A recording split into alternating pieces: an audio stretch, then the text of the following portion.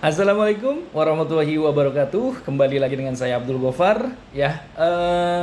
Kali ini kita akan belajar lagi. Kita akan membedah sebuah buku. Ya, minggu kemarin kita sudah bahas, kita sudah belajar terkait dengan bagaimana sih menjadi seorang manajer yang baik. Ya, eh, menjadi seorang manajer itu memang gampang ya, karena itu adalah sebuah jabatan, tapi ada beberapa hal yang memang tidak semua orang akan bisa menjadi seorang manajer yang hebat ya. Setelah kita mengetahui bagaimana menjadi seorang manajer ya, manajer yang hebat itu sulit didapatkan ya kan. Terus perusahaan juga mempromosikan seorang manajer itu karena beberapa faktor ya kan. Dari faktor pelaksana yang terbaik, dari faktor kesetiaan, kejujuran, pengabdian, dan memiliki kekerabatan atau hubungan yang baik dengan pimpinan ya. Dan kita akan bahas selanjutnya adalah seorang manajer itu bekerjanya itu dengan otak ya. Beda halnya dengan seorang pelaksana. Pelaksana itu bekerjanya dengan dengan uh, otot ya.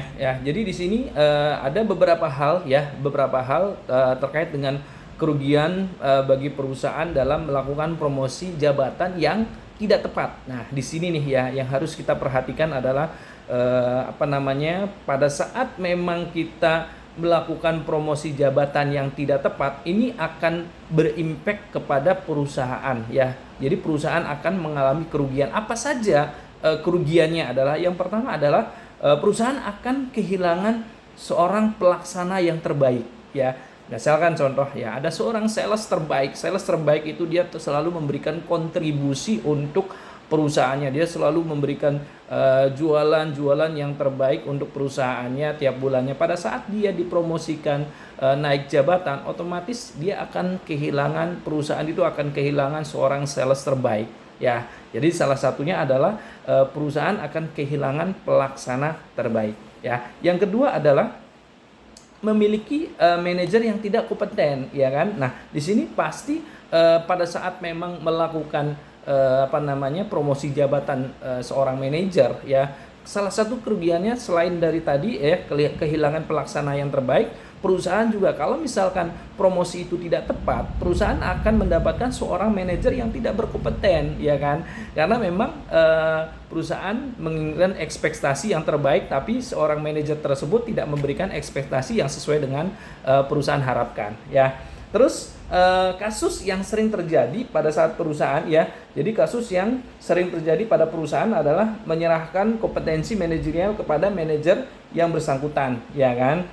Tidak memberikan pelatihan yang memadai bagi pengembangan kompetensi manajerial ya. Tidak menyediakan anggaran yang cukup bagi pengembangan sumber daya manusia ya kan. Terus menggunakan metode ceburkan ke kolam. Nah, ini yang sering terjadi pada perusahaan adalah biasanya faktor yang keempat ini ya. Faktor yang keempat adalah kadang memang kita diurgensi oleh suatu kondisi di mana kita memang mendapatkan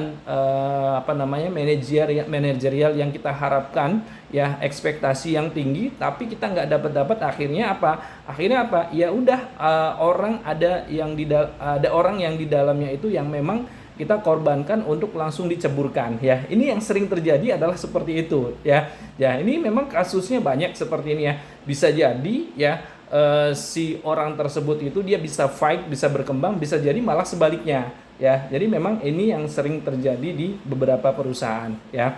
Terus kasus yang terjadi pada seorang manajer adalah tidak mempersiapkan diri menjadi seorang manajer ya kan. Nah, ini hati-hati nih bagi calon-calon manajerial ya, calon-calon manajer ya. Kita harus bisa mempersiapkan diri pada saat memang waktu atau perusahaan membutuhkan kita untuk di level tersebut ya kan. Terus yang kedua adalah belajar secara turun-temurun ya kan.